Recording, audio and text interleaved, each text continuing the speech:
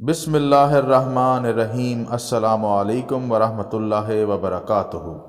حضرت علی رضی اللہ تعالیٰ عنہ، جن کا علم و حکمت میں کوئی ثانی نہیں تھا، ایک دفعہ آپ سے دریافت کیا گیا کہ خواجہ سراہوں کی وراثت کا کیا مسئلہ ہے، تو آپ نے فوراً جواب دیا کہ خواجہ سراہوں کی وراثت کا تعین اس کی مشابہت کی بنا پر کیا جائے گا، یعنی اگر کوئی مرد کے مشابہ ہے تو مرد کا حصہ پائے گا، اور اگر وہ عورت کے مشابہ ہے تو عورت کا حصہ پائے گا۔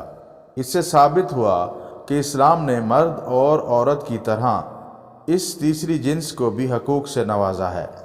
ایک دفعہ ایک شخص نے خواجہ سرا سے شادی کر لی اور مہر میں اس نے اپنی بیوی یعنی خواجہ سرا کو ایک لونڈی دی۔ وہ خواجہ سرا اس قسم کا تھا کہ اس کی مشابہت مردوں اور عورتوں دونوں سے تھی۔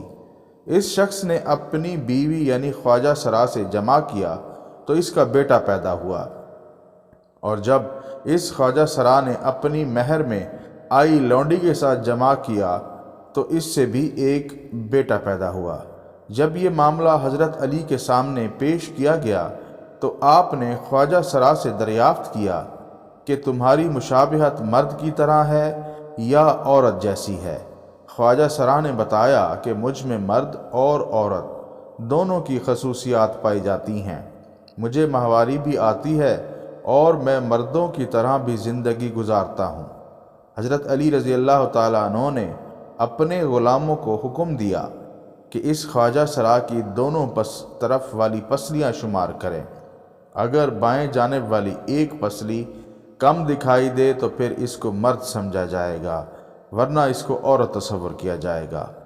جب یہ واضح ہو گیا کہ خواجہ سرا کی ایک پسلی کم ہے تو حضرت علی رضی اللہ تعالیٰ عنہ نے فیصلہ صادر فرمایا کہ اسے مرد شمار کیا جائے اور اس کے شوہر اور اس کے درمیان علیحدگی کروا دی۔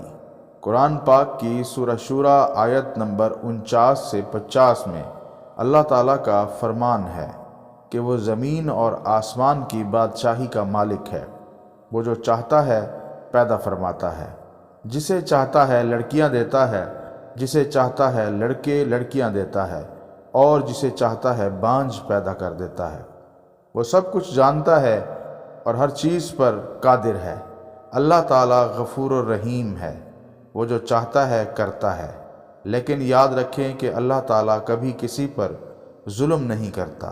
مزید اسلامی معلومات کے لیے ہمارے چینل اردو گولڈ کو سبسکرائب کریں۔ شکریہ۔